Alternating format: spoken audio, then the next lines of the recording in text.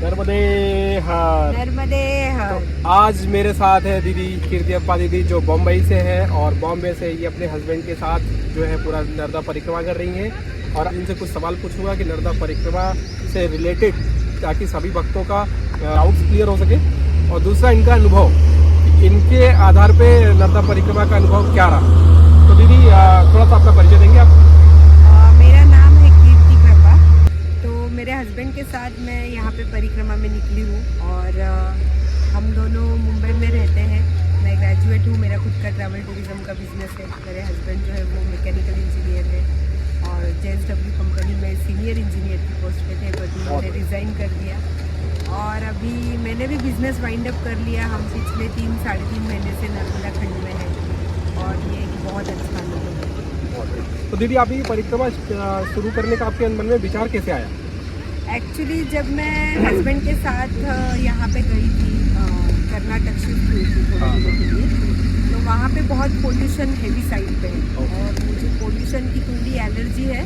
Plus वहाँ पे जैसे अपने यहाँ पे अभी मिट्टी उड़ती है, वहाँ पे सिल्वर डस्ट आया करता था स्टील का, तो खाने और पानी के माध्यम से वो पेट में जाया करता था, जिसकी वजह से मेरा पाचन तंत्र काफ़ी ज़्यादा बिगड़ गया। अच्छा। एक पॉइंट ऐसा आ गया था कि मुझे पानी भी नहीं पच रहा था और डॉक्टरों ने मुझे ये बोला था कि उनको शायद अल्सर वगैरह हो सकता है। तो मैं थोड़ा डर गई थी। फिर ऐसी कंडीशन हो गई कि मेरा वहाँ रहना पॉसिबल नहीं था और मैंने इनको इच्छा जताई। मेरे गुरु से मैंने पूछा कि मैं क्या करूं, तो उन्होंने कहा कि परिक्रमा जाओ। फिर मैंने जब बताया मेरे हस्बैंड को कि मुझे परिक्रमा जाना है, तो फिर इन्होंने रिज़ाइन कर दिया और हम लोग परिक्रमा कर दी। अरे वाह। तो परिक्रमा मैंने यूट्यूब पे वगैरह भी देखे, कई सारे सोशल मीडिया साइट्स पे भी देखे, कई सारी औरतें भी अपना पैदल चलती रहती है और परिक्रमा करती रहती है, उनके हस्बैंड बच्चे सब कुछ है, फिर भी वो परिक्रमा करती है, परिक्रमा को महत्व देती है। लेकिन आपके हस्बैंड आपका साथ यहाँ पे भी नहीं छोड़ रहे हैं और जिस तरह से मतलब उन्होंने अपनी नौकरी तक से रिज़ाइन दे दिया कि आगे करियर क्या होगा क्या नहीं, ये तो आपके लिए बहुत अच्छी बात है। कुछ कहना चाहेंगे आप इसमें? हाँ, इसके ऊपर एक्चुअली हमारा इंटरव्यू भी आया है, दैनिक भास्कर में आया है, पत्रिका नाम का एक पेपर है वहाँ पे भी आया है। हाँ, तो ऐसे NDTV आज तक वालों ने भी हमारा इंटरव्यू दिया था इससे रिलेटेड। तो इसमें ना एक होता है कमिटमेंट और दूसरा होता है समर्पण। तो और प्यार सबसे इम्पोर्टेंट चीज़। तो हम दोनों का लव मैरिज है, 13 साल से हम लोग साथ में हैं। अच्छा। तो जो कमिटमेंट इन्होंने मुझे दिया था शादी के टाइम पे कि मैं कभी तुम्हारा साथ नहीं छोड़ूंगा, तो मैं खुद को बहुत भाग्यवान समझती हूँ कि मुझे ऐसा पति मिला है कि जो मेरे प्रति काफ़ी कमिटेड और समर्पित है और सब छोड़ के मेरे साथ आया है। तो ऑब्वियसली मैया की कृपा रही होगी। परिक्रमा आपने किस तारीख से स्टार्ट की थी और कहाँ से स्टार्ट की थी? हमने परिक्रमा शुरू की थी, एक्चुअली घर से हम 9 तारीख को निकले थे, फरवरी। हाँ। अच्छा। और 11 तारीख को हमने परिक्रमा शुरू की थी। बहुत बढ़िया। तो अभी हमारी परिक्रमा जो है आई थिंक 100 दिनों में पूरी हो रही है। अच्छा। तो ऐसा हमारा अंदाजा है, अभी गिना नहीं है हमने। अच्छा। दीदी परिक्रमा स्टार्ट कहाँ से किया था आपने? हमने ओमकारेश्वर से परिक्रमा उठाई थी और ओमकारेश्वर में ही अभी खत्म होती है। अच्छा। तो क्या ऐसा कोई नियम है क्या कि जहाँ से परिक्रमा स्टार्ट करते हैं वहीं से खत्म होती है? एक्चुअली पहले हम लोग इसके बारे में खुद भी बहुत कंफ्यूज थे कि कहाँ से उठाना है, कैसे उठाना है। जब परिक्रमा में आए तो ये पता चला कि नर्मदा मैया के किसी भी तट से आप परिक्रमा उठा सकते हो और आपको परिक्रमा उसी तट पे खत्म करनी है। अच्छा। सिर्फ इसका नियम एक है कि आप जब परिक्रमा खत्म करते हो जिस किसी तट पे, आपको बाद में जो जल आप साथ में लेके चलते हो, जिसकी पूजा करते हो, तो संकल्प पूर्ति आपको उसी तट पे करनी है जहाँ से उठाई है और आपको फिर वो जल लेके ओमकारेश्वर जाना है और शिवलिंग पे चढ़ा देना है, तभी आपकी परिक्रमा पूरी हो जाती है। अच्छा। जब तक आप जल नहीं चढ़ाते हो आप तट परिवर्तन नहीं कर सकते। अच्छा। दीदी एक कंफ्यूजन था मुझे, जैसे आपने कहा कि तट से ये स्टार्ट किया जाता है, तो माँ के 2 तट है मैंने सुना है, उत्तरी तट और दक्षिणी तट। तो क्या उत्तरी तट से भी स्टार्ट किया जा सकता है या दक्षिणी तट से ही स्टार्ट करते हैं? आप दोनों में से किसी भी तट से शुरू कर सकते हो। अगर आप वहाँ से भी अगर परिक्रमा उठाते हो तो भी संकल्प पूर्ति के बाद आपको पानी चढ़ाने के लिए ओमकारेश्वर जी जाना ही पड़ता है। अच्छा, मतलब आप उत्तर तट से भी परिक्रमा स्टार्ट करोगे तो फिर वापस आपको उत्तर तट पे ही खत्म करना पड़ेगा। लेकिन जल को चढ़ाने के लिए आपको ओमकारेश्वर आना चढ़ाना। जैसे आप तट पे जाके आपकी संकल्प पूर्ति हो गई, ये बता मतलब वो पूजा संपन्न कर लेते हो, उसके बाद आप तट परिवर्तन करके ओमकारेश्वर जा सकते हो, तब तक आप तट परिवर्तन नहीं कर सकते। तो दीदी जैसे ये उत्तर और दक्षिण तट से परिक्रमा स्टार्ट करते हैं और जैसे आपने बताया कि परिक्रमा स्टार्ट करने से पहले संकल्प लेना पड़ता है, तो संकल्प में कुछ नियम रहता है क्या कि कोई पैदल वाले ही कर सकते हैं या गाड़ी वाले भी कर सकते हैं या बस बस से कोई करना चाहे तो क्या वो भी कर सकता है? संकल्प आपको किसी तरह से भी परिक्रमा करो, आपको संकल्प करना ही पड़ता है। और जो भी लोग पैदल भी परिक्रमा करते हैं तो वो भी पैदल परिक्रमा नहीं करते, वो करते पद यात्रा। जो गाड़ी वाले करते हैं वो वाहन यात्रा करते हैं। अच्छा। तो ऐसा नहीं है कि कोई भी मतलब संकल्प ले सकता है, पर आप अगर संकल्प के साथ कोई चीज़ करते हो तो उसका फल आपको दुगनी मात्रा में मिलेगा। आप बिना संकल्प करोगे तो वो ऐसे हो जाता है जैसे बिना लक्ष्य आप कहीं पे खत्म। तो जब आप संकल्प करते हो तो आपको पता होता है कि हमें ये पूरा करना है, तो आपके अंदर अपने आप वो एक आध्यात्मिक भाव है वो जाग जाता है और आप संकल्प करते हैं। बहुत बढ़िया। कहना चाह रहा हूँ दीदी कि परिक्रमा करते क्यों हैं लोग? देखो अभी ना मेरा जो परिक्रमा करने का उद्देश्य था वो तो मुझे गुरु ने कहा था कि तुम नर्मदा खंड में जाओगी तो परिक्रमा कर लो, तुम शायद सारे दुखों से मुक्त हो जाओगे। पर जब मैं यहाँ पे आई तो मेरा उद्देश्य था सेल्फ डिस्कवरी, क्योंकि जो हमारा जीवन होता है ना भागदौड़ वाला, तो उसमें हम कई दफ़ा भूल जाते हैं कि हम खुद क्या है और हमारा खुद का कैपेबिलिटीज़ क्या है, हम किस चीज़ को किस तरह से कर सकते हैं, किस एक्सटेंट तक हम खुद की बाउंड्रीज़ को स्ट्रेच कर सकते हैं या तोड़ सकते हैं। तो मैंने इस परिक्रमा में ये जाना है कि अभी हम लोग तो एसी के सिवा नहीं रहते थे, कभी इतना चले नहीं थे, कभी फास्ट फूड के अलावा होटल के अलावा तो घर में कभी खाना नहीं आता था। तो ये बहुत सारी चीज़ें थी हमारे आसपास और मुझे तो ऐसा था एक टाइम पे मेरा कंडीशन कि मुझे थोड़ा सा भी चेस्ट पेन होता था, एसिडिटी हाइपर हो जाती थी, तो मुझे नसों में इंजेक्शंस लेने पड़ते थे, तो उसके बिना मेरी एसिडिटी कंट्रोल नहीं हुई। तो अभी पिछले 3 महीनों में एक बार सिर्फ ऐसे हुआ जब मुझे मेरी वेन्स में इंजेक्शन लेना पड़ा, पर एक बार मैं एडमिट भी हुई क्योंकि दस्त लग गए थे, वो धूप की कारण था। पर मेरी वो सारी जो मेंटल बाउंड्रीज थी ना वो टूट गई। मुझे ये समझ में आ गया कहीं पे डॉक्टर हो ना हो, अगर मेरी जीवन काल पूर्ण नहीं हुआ है तो मुझे कुछ नहीं हुआ, और कहीं पे डॉक्टर है और बहुत सारी सुविधाएं और मेरा जीवन काल पूर्ण हो गया तो भी मुझे कुछ ना कुछ हो जाए। बहुत अच्छा, बहुत अच्छा। तो ये जो खुद की बाउंड्रीज होती है ना वो आपको अगर ब्रेक करनी है, खुद के बारे में बहुत सारी चीज़ें जो आपको जाननी है, जहाँ से आपकी तरक्की, आपकी ओरिजिनल लाइफ शुरू होती है ना, वो परिक्रमा के बाद। परिक्रमा के पहले हम लोग सिर्फ कॉपी करते हैं। अच्छा। कि मेरे सामने वाले ने वो किया मैं भी कर लेता हूँ, तो इसको थोड़ा सा पेट में दर्द हुआ, डॉक्टर के पास गया तो शायद मुझे भी वही होगा, मैं भी चला जाता हूँ। तो हम हमारा जीवन ना अज्यूम करके जीने लगते हैं। तो वो जो एक अज्यूम करना होता है ना वो परिक्रमा में आपके पूरी तरह टूट जाता है, कॉपी करना बंद हो जाता है। हमें समझ में आता है हमें असलियत में किन चीज़ों की ज़रूरत है और हम किन चीज़ों के सहारे कैसे अपनी ज़िंदगी जी सकते हैं। बहुत सुंदर, बहुत सुंदर दीदी।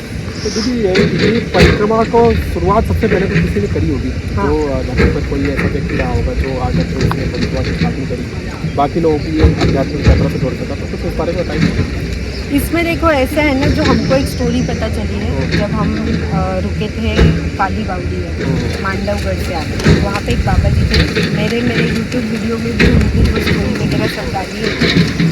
तो उन्होंने हमें स्टोरी बताई कि मार्कंडेय ऋषि कुछ तो संसारिक उनकी परेशानी थी जिससे वो उभर नहीं पा रहे थे। तो उस टाइम पे ना उनके गुरुजी उन्होंने उन्हें आदेश दिया कि आप जाइए और नर्मदा खंड में तपस्या कीजिए, तो आपको ना इसका समाधान मिल जाएगा। तो वो आए नर्मदा खंड में, तो जब उन्होंने नर्मदा तट से चलना शुरू किया तो यहाँ पे इतने ऋषि मुनि तपस्या में बैठे थे, और हर एक ऋषि मुनि का जो ऑरा होता है जब वो तपस्या करते हैं, किसी भी इंसान का एक ऑरा होता है, तो उनका जो ऑरा था वो 11 फीट फैला हुआ था हर एक ऋषि मुनि का। तो आप दूसरों के ऑरा में बैठ के तपस्या नहीं कर सकते, तो उसको कहते हैं कमंडल से कमंडल टकराना। तो हर एक ऑरा जहाँ पे खत्म होता है वहाँ दूसरे ऋषि का ऑरा शुरू हो जाता था। तो वैसे वो घूमने लगे, खुद के लिए जगह ढूंढने की कि मैं कहाँ पे बैठ के तपस्या करूँ। तो उनकी वो खोज चली 3 साल 3 महीने और 13 दिन। तब से जो ऋषि मुनि है, साधु संत है, अब हम गृहस्थ तो कर लेते हैं परिक्रमा 100 दिन 120 दिन या फिर कोई 6 महीने में भी करता है, पर जो साधु संत है वो इस तरह से 3 साल 3 महीने 13 दिन की परिक्रमा करते हैं। बहुत सुंदर। मतलब नर्मदा तट पर इतने ऋषि मुनि, इतने ज्ञानी लोग बैठ कर तपस्या कर रहे हैं, यहाँ जगह नहीं है। कोई नया तपस्वी अगर इस माँ के तट पर आता है तो उसको यहाँ जगह नहीं मिलती, इसीलिए परिक्रमा बनाई गई है ताकि बिना जगह के भी आप पैदल चलते चलते माँ के तट पर चलते हुए अपने पापों को, अपने कष्टों को आप हर सकते हैं। वाह दीदी, क्या शानदार आपने मुझे ज्ञान दिया। और दीदी कोई निश्चित आयु रहती है क्या इसमें, कि कोई निश्चित एक आयु के लोग ही इसमें करते हैं, या आपको कुछ आपकी तरह कुछ यंग लोग भी मिले क्या परिक्रमा के दौरान? एक्चुअली हमें तो हमसे भी यंग लोग मिले। इसमें कोई आयु का कुछ लेना देना नहीं है, छोटे बच्चे भी अपने फैमिली के साथ आते हैं। अच्छा। जैसा मैंने कहा कि आप आते नहीं हो, आपको मैया लेके आती है, तो किसको लाना है वो मैया डिसाइड करती है, किस आयु के लाना है उसको भी। जैसे हमारे साथ तो अभी एक 89 ईयर्स के भी थे, 79 ईयर्स वाले भी थे, फिर हमने बच्चे भी देखे जो उनके माँ बाप के साथ परिक्रमा कर रहे थे, और सबसे कम एज वाला जो हमें लड़का मिला वो था कुछ तो 20-22 साल का। तो ऐसे भी लोग हैं। वाह वाह, बहुत सुंदर, बहुत सुंदर।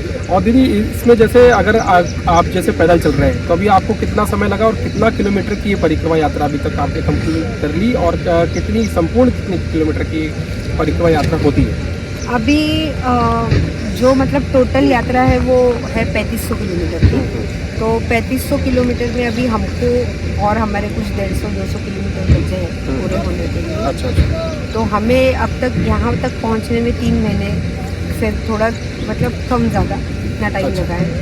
तो अभी हम लोग पहुँच जाएंगे ओमकारेश्वर, और आने वाले 10-15 दिन में फिर हमारी यात्रा संपूर्ण है। तो मैं देख पा रहा हूँ दीदी, आप एक महिला होकर के इतना दूर, इतने किलोमीटर तक पैदल चल के आ चुकी है आप।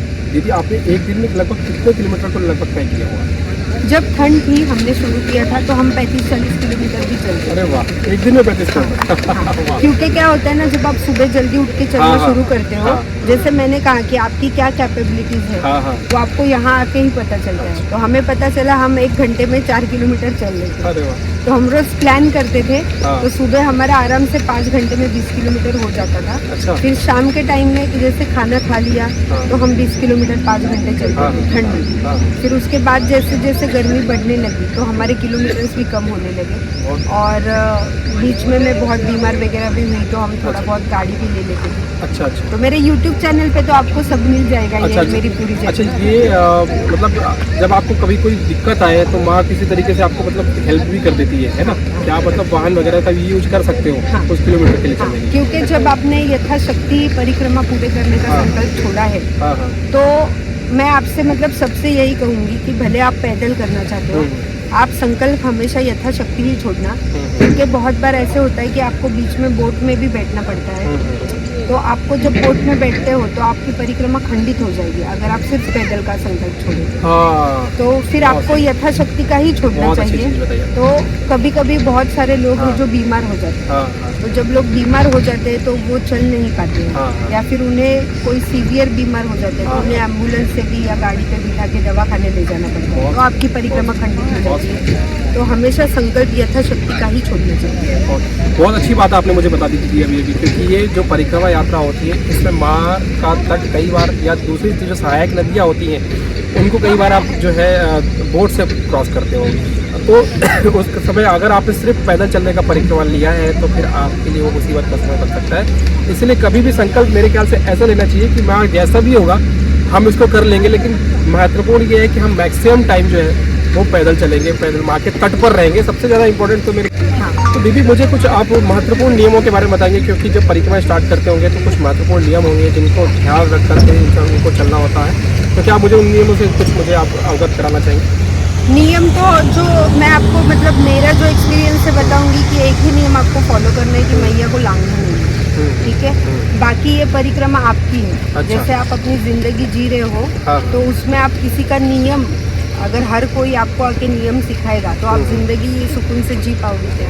नहीं जी पाओगे, राइट? क्योंकि आप किसको किसको प्लीज करोगे, या फिर आप किसका मन रखोगे। तो जैसे जीवन आपका है और वो आपको आपके हिसाब से चलाना है, वैसे परिक्रमा आपकी है। अगर आप सच में खुद को ढूंढना चाहते हो तो आपको परिक्रमा आपके ही हिसाब से करनी है और आपके ही नियमों से करनी है। अब बहुत सारे लोग हैं नियम बना लेते हैं, हम प्याज और लहसुन नहीं खाएंगे, तो कहीं कहीं पे तो आपको प्याज और लहसुन वाला खाना भी मिल जाता है। अब हमारे साथ एक महात्मा थे, उनका ये था कि मैं तो गाड़ी पे बैठूंगा ही नहीं, मैं मर जाऊंगा पर गाड़ी पे नहीं बैठूंगा।